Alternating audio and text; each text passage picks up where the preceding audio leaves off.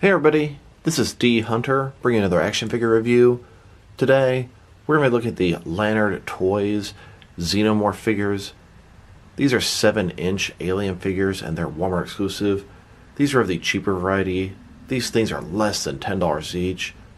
At first I saw them, thought they looked okay, and decided to pass on them, but after seeing them over and over again and just seeing how cheap they were, I decided to go ahead and grab all three of them. From left to right, we have the Drone Alien, the Warrior Alien, and the Runner Alien. It's kind of like representations of the aliens from the first, second, and third films, and they come with accessories. A facehugger and an egg, a facehugger and a vial, a facehugger and a dog. I mean, for $9, this is a great value. These are obviously going to be inferior to the NECA figures, but I was really curious to check them out and see what they were about. So let's check out the packaging here. As you can see, Alien Collection, Special Collection, Collector's Series. Here he is in the package, got the egg, the facehugger, and the Xenomorph. These are a Walmart exclusive, as you can see here. On the back, you can see the rest of the figures. Warrior, Drone, Runner. Here's the barcode, in case that helps anybody. And then taking a look at the Warrior, he's a blue alien, got the ridged head, got that really nice facehugger and vial. See him on the back, and there's his barcode.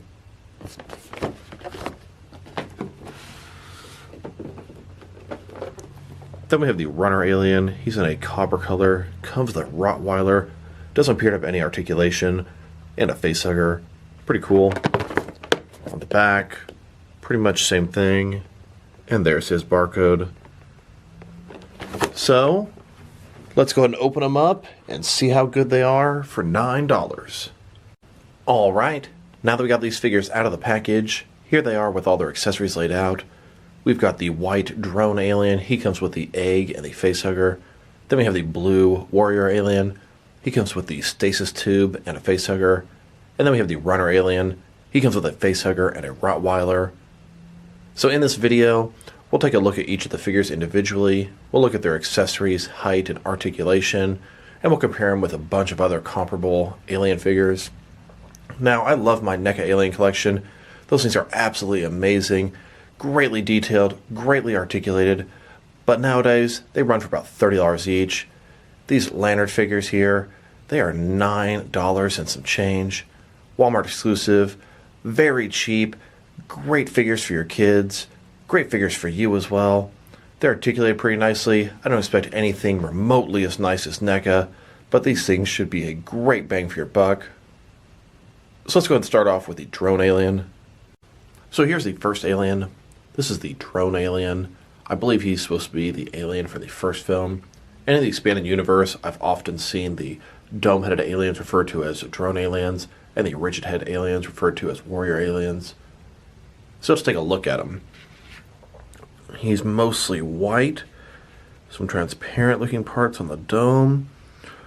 Smooth dome, looks pretty good. I'll say his face looks excellent. They sure caught the alien's sort of personality between the smooth head, the teeth, the lip. Then he's got his hands like this. It just looks like one of those intimidating poses where the alien is about to grab you and pull you up.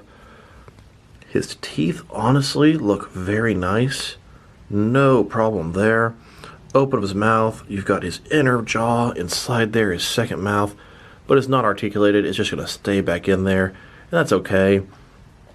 Going a little further down, see the rib cage, the shoulders. I mean, it all looks very reminiscent of the alien, all the signature details I'd expect.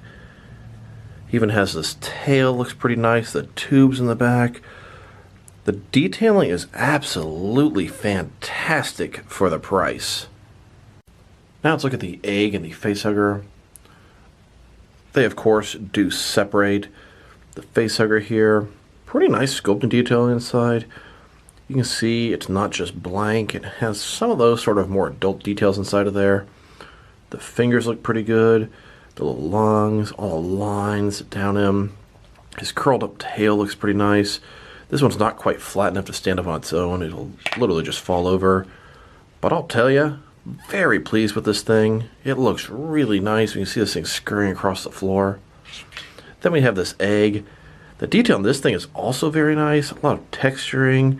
The egg is open. You can see the flaps here. It is in a greener sort of mucus color, and that's not accurate to the film, but it works. The inside also has some pretty nice detailing on it. Here's this egg next to Neca's eggs from both Alien and Aliens. You can see their version for the first Alien film is considerably larger than this Lanard Toys. Even the one from Aliens is larger as well. And here it is, next to all the different variations of the egg that Neca has made in their Alien collection. We've got the egg from the first Alien, from Aliens, and from Alien Covenant.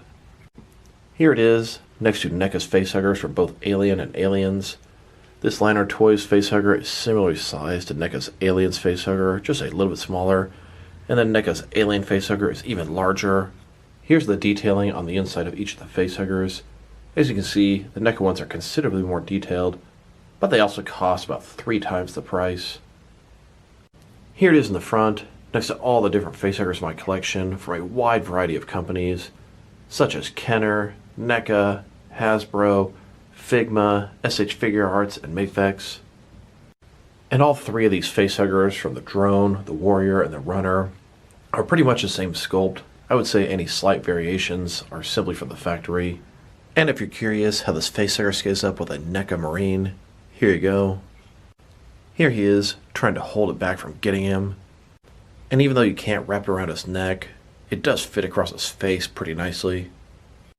Now that we've taken a pretty good look at both the figure and his accessories, now let's check out his height. So the back of the package boasts the 7-inch collection. These guys should be about 7 inches tall. Now that doesn't mean they're the 7-inch scale. The Neca collection is the 7-inch scale, meaning the humans are 7 inches tall and the aliens are a little bit over 8 inches tall because aliens are taller than humans. So this guy here from bottom to top is sitting at about 6.75 inches tall, not quite 7 inches. And that's going to translate to about 17 centimeters. Now let's look at his articulation. Start with his head here. Of course, it can rotate from side to side. As far as going up and down, pretty much non-existent. You only get that rotation there. His mouth can open. His jaw is hinged here. Shoulders, kind of on a ball joint. You can hear the joints are kind of ratcheted, going to each little place. They go up more than 90 degrees. Up, down, around. Not too bad. His elbows here, single jointed. They go in just a little bit less than 90 degrees. Once again, the joint is ratcheted. You can sort of feel it locking into the different places. It does have rotation here as well. His wrist here, it can rotate, and it looks like it's kind of a ball joint here, so it can kind of move around pretty nicely. His torso here, he's got a ball joint in the middle, it can rotate around, it can also go forward and back. Legs here, also on ball joints. They go out about this far, not very far. Then go forward about that much, back about that far. Single jointed knees, get a 90-degree bend there. And then his ankle here, it's another ball joint, so it can go forward and back, can rotate around, can tilt and rock at least a little bit. Then his tail here, it's got rotation at the base. Now let's check him out. Next to some other Alien figures from the first Alien film. Here he is, next to McFarlane's version of the big chap. McFarlane, just like Neca, are the 7-inch scale, and the Lanard Toys are simply 7 inches tall. Then, next to Neca's big chap. And Neca also made their own version of the white or albino big chap. This is a concept design. I guess originally the alien was going to look like this in the film, but they changed it to a black design. Now, next to a Mafex big chap. And here, with a Figma big chap. Then, next to the SH Monster Arts big chap. Now let's look at the Warrior Alien. He comes with a stasis tube with a facehugger inside, just like from the second film. So let's take a look at him. As you can see, he's got that rigid head, a little bit of a green paint job on the top there. Looks very cool. Aliens is my favorite of the Alien films, so I've kind of come to prefer the rigid-headed aliens in the long run. Sort of blue tinted, how the aliens looked under certain lighting in the second film. You can see he's got some green tints all over him. A lot of reused parts from the drone alien here, but it comes off very nicely. Overall, the details very nice, a different texture, different sculpting all over this guy. He looks very good. His mouth, his teeth look good, just like the other one. He's got the inner jaw permanently inside there. Overall, this guy looks very nice, especially for the price. Now let's look at which parts are reused for the drone alien. Of course, their heads are going to be different, being rigid head and smooth head. The bottom part of the jaw does appear to be the same. Look at the arms. Top part of the arms, definitely the same. And the bottom part, it's altered slightly. This guy has this extra piece here. And you can kind of see on here, there's a little sort of, I don't know, different area. You can tell that's where they sort of changed the sculpt for this guy. So they're complete reuse, just slightly altered. The chest area is the same, the crotch area is the same. I would say their legs are 100% the same, and their feet. And then their tails here, I would also say they're exactly the same, except the drone alien has a little pointed tip, and the warrior does not. So these two aliens are completely identical, just repainted, except for the top of the head, and then the forearm and the tail are slightly altered. But you know what? They look quite different, all things considered. Now let's look at this accessory. This is the stasis tube with the facehugger inside, and I'll tell you, this accessory looks great. It's got this transparent plastic simulating glass in the middle. You can see the facehugger through it. It's got some sort of metal at the top as well as the bottom. And guess what? It does open up. You can take the facehugger out, or it can escape. Pretty much the same facehugger design for the other aliens. But I'll tell you, it looks great. This whole thing looks great. It's going to be a great alternative to the Neca stasis tubes, which are pretty expensive nowadays. Here's the Lanard Toys stasis tube and facehugger next to Neca's version. Neca's version is considerably bigger and better detailed, but once again, this thing's about 1/3 the price. Now, one badass feature that the Neca one has that of course the Lanard Toys doesn't is it has an LED light inside. It can light up and be an absolutely fantastic display piece. Now, one thing I thought I was going to be able to do with this stasis tube, just like the Neca one, is fill it up with water and have the facehugger sort of just sitting there suspended in water. And you know what? I poured water on this thing and it looked really good, but the water just leaked out the bottom, so it's not really tight enough to do that. That was a little disappointing. Here's Charles Wayland getting the new stasis tube, an extra specimen for his Wayland-Yutani facility. You can see all the different Neca tubes in the back. Very happy to add this to my collection. Now let's check out his height. He's pretty much the exact same body as the drone alien, so they should be scaled exactly the same. From bottom to top, this guy's sitting at between 6.75 and 7 inches tall, which can translate to about 17 centimeters. Now let's look at his articulation. Starting with his head here, of course, it can rotate from side to side, about all you're going to get there. Jaws hinged, shoulders ball joint, up, down, around, single jointed elbows with the rotation. His wrist on the ball joint can rotate around, go forward and back just the tiniest bit. Ball joint in the torso can rotate around, can also go forward and back. Legs, only go out a little bit, forward about that much, back about that much, single jointed knee, and then the ball joint in the ankle. Now let's check them out. Next is some xenomorphs from the 1986 film Aliens. Here's the Lanard warrior alien, next to the old McFarlane warrior alien from Aliens. And here, next to the Neca version. Neca made a blue tinted version. They also made a brown tinted version, so you can have whichever one you prefer. Now let's look at the runner alien. He comes with a facehugger and the Rottweiler. Very appropriate accessories for him. He's made in a sort of copper paint job. So let's go ahead and take a look at him. Here's his head. It looks very nice. The mouth is different. It definitely screams dog alien to me. His head, and I'll tell you, Neca beware, it can actually look completely forward when he's in the running position. Why is it that Lanard can do this in their first attempt, and Neca has still not gotten that right after releasing the dog alien 4+ times? Overall, the body is going to be considerably different from the other two aliens. I like what I'm seeing so far. Very thin, very animalistic looking. No real articulation in the knees here, although I don't think the other aliens had it either. His tail has the tip. Really like what I'm seeing so far. Neca, I can't believe you couldn't get the head right on the dog alien. Even in your second Ultimate release, sure it can go further up, but still can't do even as much as its Lanard Toys version. Now let's look at his accessories. It's the same old facehugger. Got the same detail in the middle. On the outside, it does look good.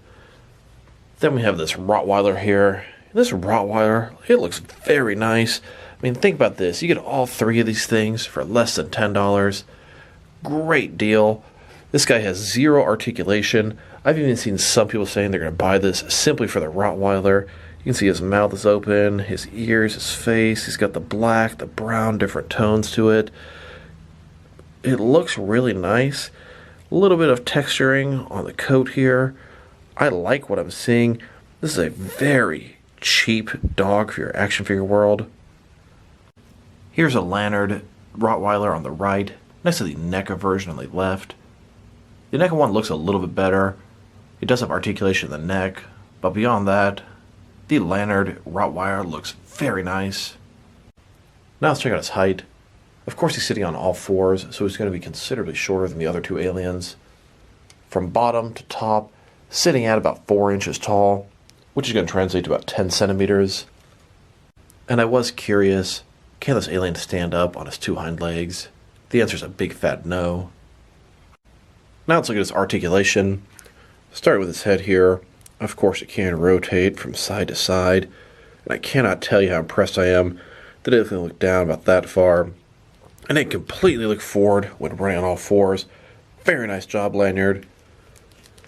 His mouth here, it's hinged, it can open and shut, and he has his inner jaw stuck inside of there. His shoulders, they have a sort of ratchet joint. You can see it clicking into place here.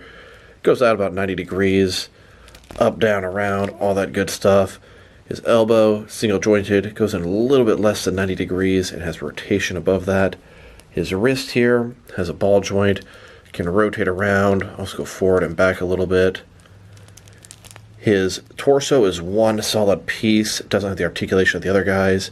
His legs are on T-crotch style hips, just goes up and down, that's it. The knees, both knees, have no articulation whatsoever. Then his tail here, done a little bit different than the other guys. It's on a ball joint here versus the rotation cut like the other ones have. So it can rotate around, goes up and down. Pretty nice. Really impressed with the head here. Now let's check him out, next to a couple of other dog aliens. Here he is, next to the older McFarlane version of the dog alien. Then, next to a couple of Neca versions of the dog alien, you can see one on all fours, and one standing up on his two hind legs. Now let's check these guys out, next to some alien figures from each of the Alien films by Neca.